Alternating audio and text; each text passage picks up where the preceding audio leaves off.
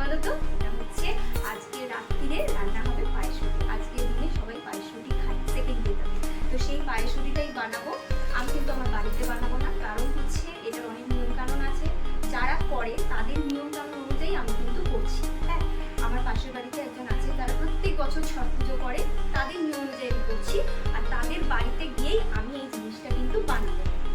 আর এটা হচ্ছে তোমার পায়েস রুটি, এই দুটো জিনিস রান্না করা হবে। এটাই হচ্ছে আমার রাত্রিরে খাওয়া। এটা আমি প্রথমে ঠাকুরকে একটু প্রসাদ হিসেবে দেবো, তারপরে আমি এটা খাবো।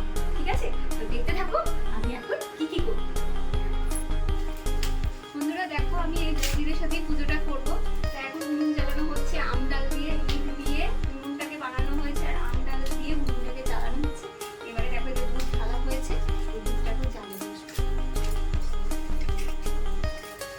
এই দুধটা দিয়ে প্রথমে কিন্তু পায়েস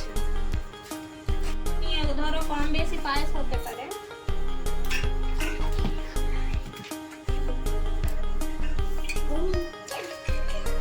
দেখো বন্ধুরা, পায়েস বসে গেছে, আর এদিকে দেখো বৌদি আটা মাখছে রুটি হবে। ফ্রেন্ডস দেখো, আমি এখন রেডি হয়ে গেছি।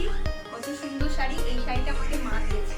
আর সব থেকে জিনিস কি জানো, এই যে এখন আমি একটা পুজো করতে বলবো। আমার পায়েস রুটি বানানো হয়ে গেছে, এবার আমি পুজোটা করবো, তারপর ওই পায়েস রুটিটা প্রসাদ হয়ে যাবে, সেটা আমি খাবো। আর পায়েস রুটির নিয়মটা হলো, আমার বাপের বাড়ি থেকে যে শাড়িটা আমাকে দেবে সেই শাড়িটা পরে আজকেও খাবো, আর কালকেও আমি কিন্তু এই সেম শাড়িটা পরে কিন্তু বাবার হাতে যাবো। তোমরা দেখতে থাকো যে আমি পায়েস রুটি দিয়ে কিভাবে আমি পুজো করবো।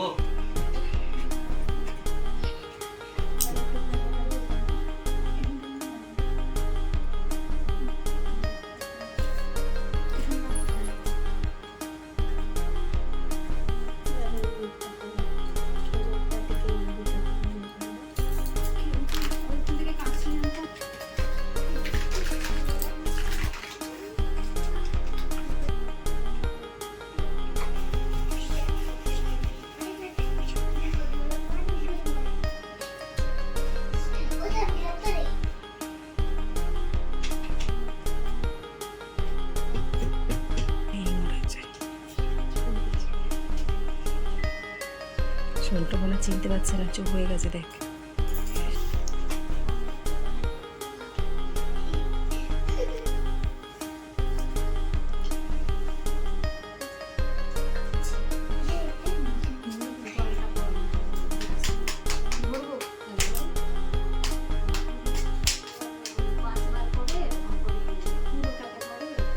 কি বলবো তুমি মনে যেটা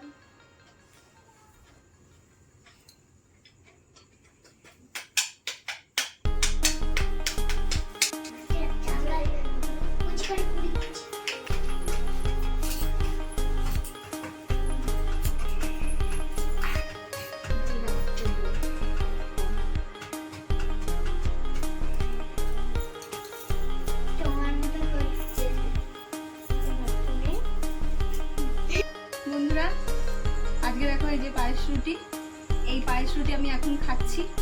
আবার টানা 36 ঘন্টা আমার উপোস চলবে, টানা 36 ঘন্টা, আবার 36 ঘন্টার পর কিন্তু আমি খাবো।